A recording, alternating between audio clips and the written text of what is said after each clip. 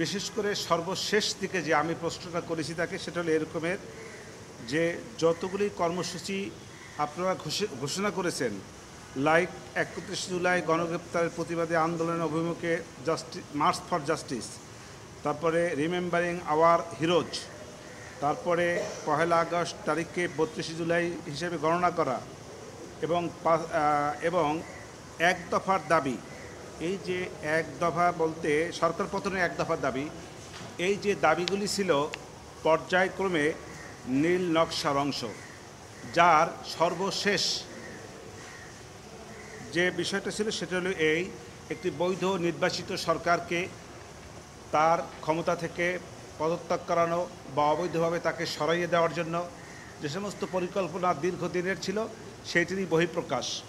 এবং আজকে যে সাক্ষ্য দিয়েছেন তিনি ছিলেন একজন সংগঠক, উনি সমন্বয়ক ছিলেন না, কিন্তু এই যে আন্দোলন সংগ্রাম ওনারা যারা যে আন্দোলন সংগ্রাম করেছেন এর যে সংগঠক হিসেবে উনি অত্যন্ত মুখ্য ভূমিকা পালন করেছেন।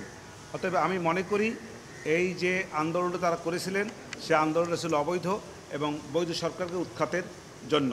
সেই প্রসঙ্গেই আমি তাকে, একটা মেটিকুলাস ডিজাইন ছিল, মেটিকুলাস ডিজাইনেরই অংশ হিসাবে এই আন্দোলনটা হয়েছে। সরকার বিরুদ্ধে যে আন্দোলনটা করেছে এটা ষড়যন্ত্রী অংশ, সেই হিসেবে তাদেরকে আমি ষড়যন্ত্রকারী বলেছি।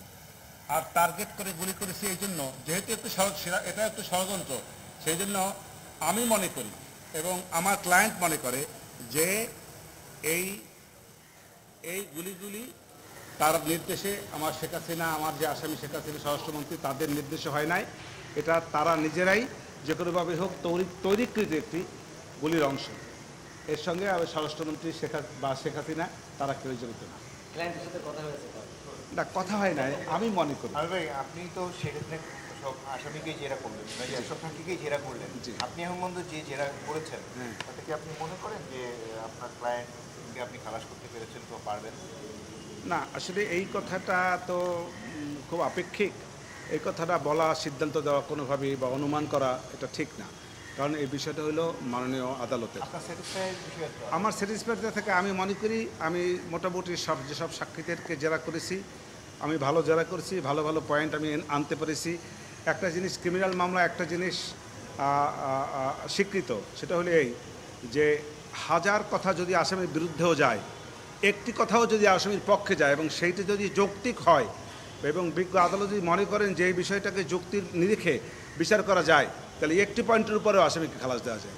অতএব আমি বলছি না যে আমার আসামি খালাস পাবে, এ কথা নিশ্চিত, তবে পাবে না এ কথাও নিশ্চিত না।